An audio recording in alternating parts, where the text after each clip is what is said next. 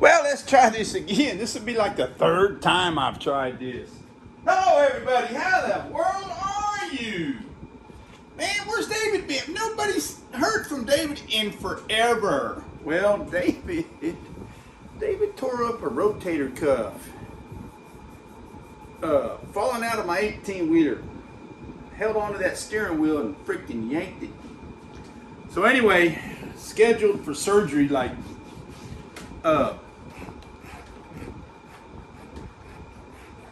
October 17th, I think. So that's why David hadn't really been doing a whole lot of stuff, because he's been freaking, I don't know if you can see me or not, but I can't lift that arm out like that, straight out. I can kind of sort of go forward and backward, but I can't go that way. And it's sore, especially after doing something like this all day.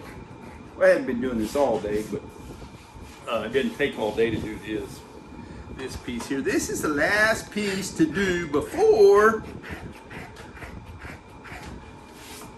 I put the seat on and glue it down, and then come back and trim these and sew that back on, the candle binding on. This is going to be a pencil roll.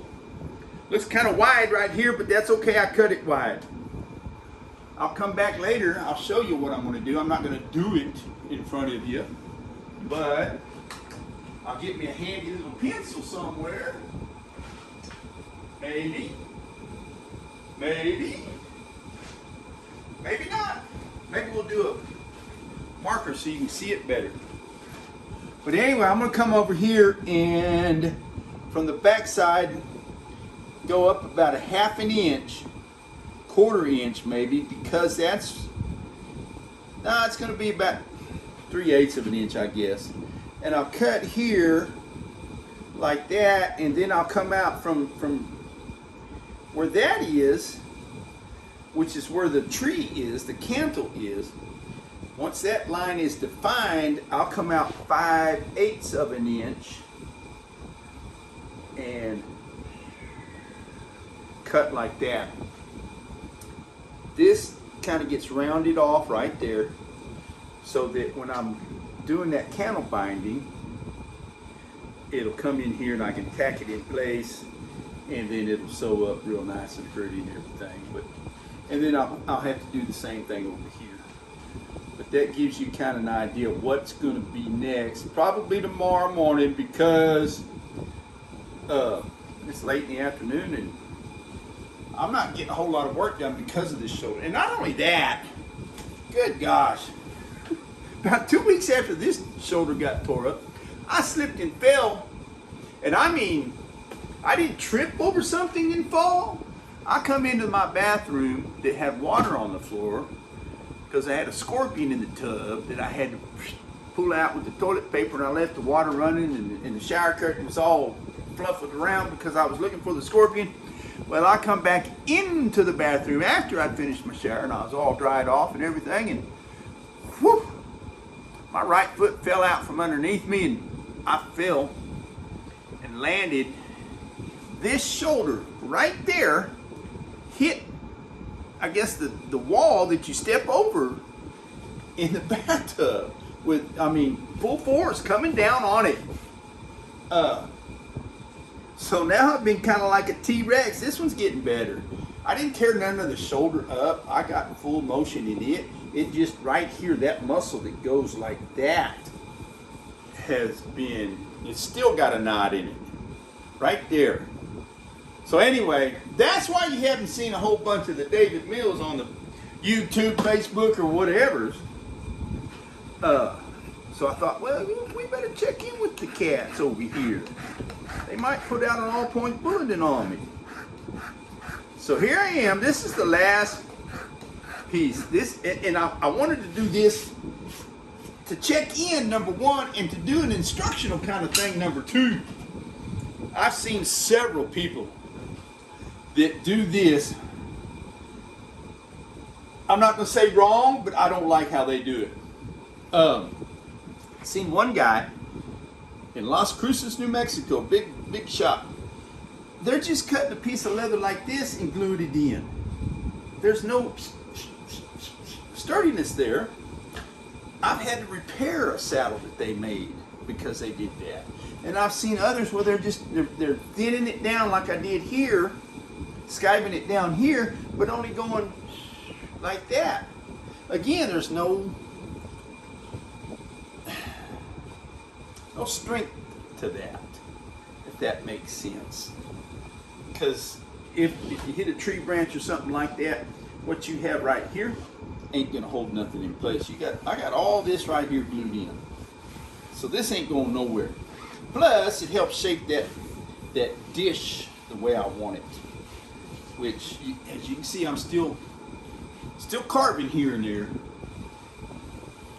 But once I'm done carving and I'm happy with it, I'll walk away with it, or away from it, and then I'll come back tomorrow morning and kind of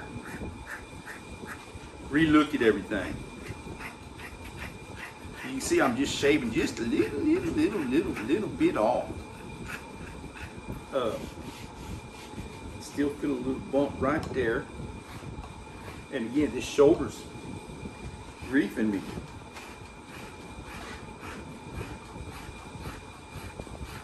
I might spend 3 or 4 hours doing not just this piece, but all the pieces in a ground seat to get them, I mean, just glass.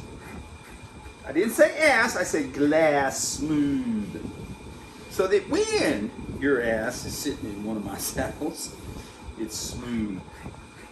It doesn't hurt. You can ride the dang thing all. Even this is a barrel saddle. She's going to be on it for what? 10 minutes every run she makes. But I want her to be able to take this thing and ride it, all day long. Whether it be a trail ride, of course it ain't gonna be a cow working saddle because it's a barrel tree. It's fiberglass, and I did go with a bigger horn because she wanted to do some of that breakaway roping. So that we can do, but I'm not going to tell her to go out and, rope a big old mama cow and drag her to the branding iron thing.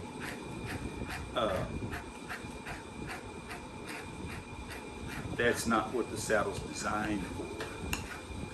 I'm going to call it a dual sport because it does have the bigger horn for the breakaway roping more than anything.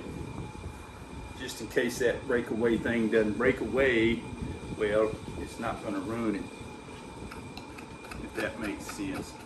See how that's chipping out of there? That means that's too dry right there. So anyway, that's enough of me just rambling on. You can tell I've been stuck at home for a while, huh? Yeah, my truck's been in the shop for 6 months. I finally get it running in the first load out. Bam. I bust my butt. So yay me. Anyway, y'all have a good night. Toodaloo, buckaroos. Come see me at davidmillssaddlery.com so I can make you a good looking barrel saddle like this. Bye now. Oh, and I've got one more saddle I'll finish before the operation, and it'll be for sale. This one's sold already. Thanks for watching. Bye-bye.